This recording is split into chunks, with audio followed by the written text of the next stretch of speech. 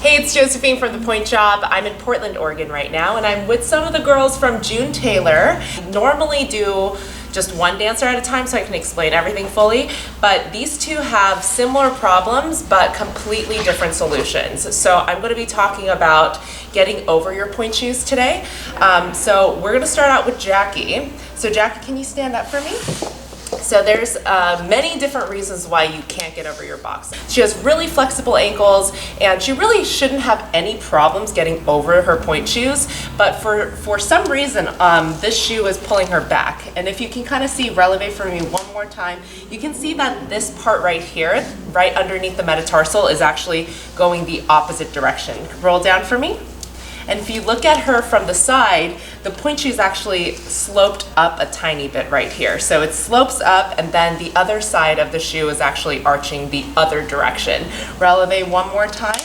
So certain shoes will do this on certain people, and I'm going to help her have that really pretty line all the way from the top of her ankle down to the end of the platform. So I have a tiny gap right here at the end of her platform, and Jackie should have no reason to not get over her pointe shoe. So I'm just going to change the shape of the shoe a tiny bit to make sure that this part doesn't dip the other direction and have like that one pretty slope all the way down. So go ahead and take those off.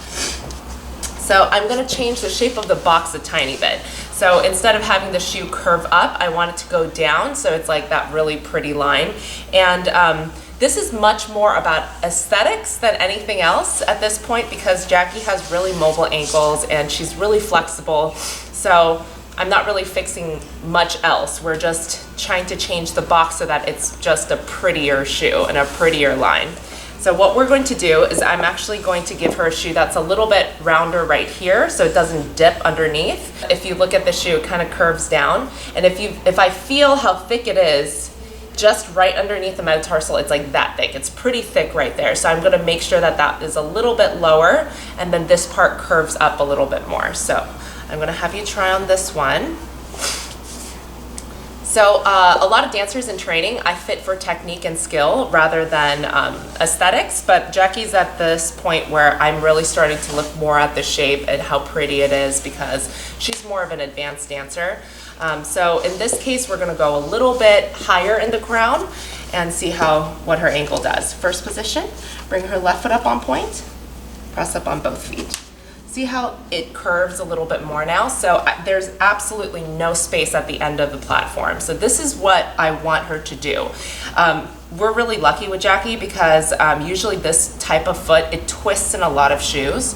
But for her, if we get the right shape, it's not twisting at all. So this is what we want to do. Can you square up for me into the camera?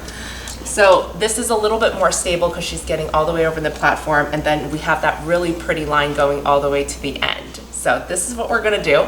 So for Jackie not getting over her pointe shoes, we just had to change the box of the shape of the box. And now I'm gonna fit Hannah, and we're gonna look at the same problem but totally different solution. Stand up for me, press up on both feet.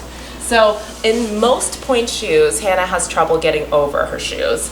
There's a lot of bagginess right here, and if I look at her from the side, because it's difficult to get over the platform, she's actually starting to sickle a little bit. This is not always because she has bad ankle alignment, it's because you're trying to figure out a way to get over, like go around your ankles to get over onto the platform. So we definitely want to have something that's a little bit more comfortable so she can keep that alignment better. So go ahead and take your shoes off for me.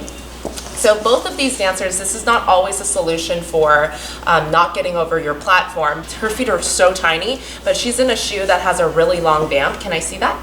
So it's a really long vamp right here, so it's actually pulling her off a tiny bit, but it's actually quite soft. This shoe is a really soft shoe. So both of these dancers, I'm not changing the shank strength at all. I'm just changing the shape of the box a tiny bit, and then for Hannah, I'm just lowering the vamp a little bit. For Jackie, I didn't have to do that at all. Like I kept the vamp length almost the same, if not a little bit longer.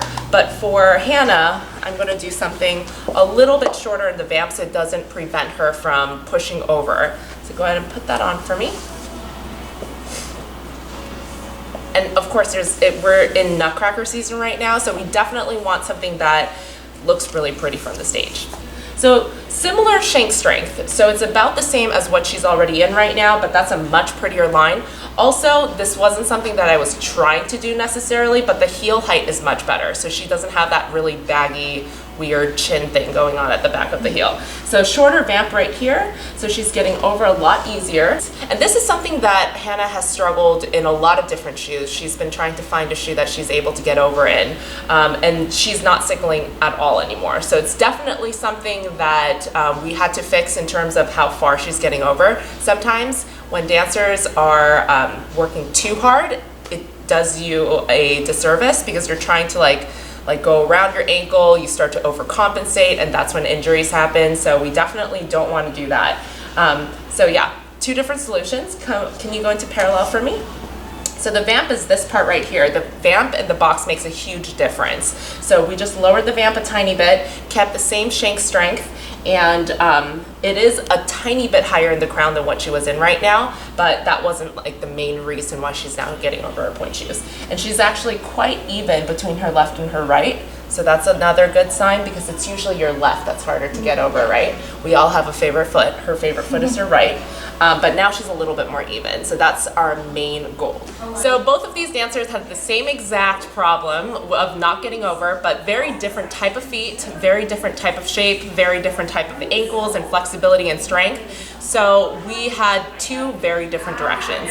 If you have any kind of problems getting over your pointe shoes, it's generally because well, it's because of a lot of different reasons, and it could be either the box shape, it could be the length of the vamp, it could be the length of the wings, it could be the height of the crown, or it could just be the shank. So you have a lot of different solutions here, and my entire point of this video is that you can't just have one solution. You have to have an individual solution for the problems that you're having in pointe. So if you guys have any questions, you can leave it down on the comments, but the best thing you can do is find a professional pointe shoe fitter. And if you have any questions, let me know. I'm going to be in Portland for the next couple of days, so join us here tonight, or if you guys are in Washington, let me know, and then maybe we will stop by at your studio the next time I'm in town. I'll see you guys later.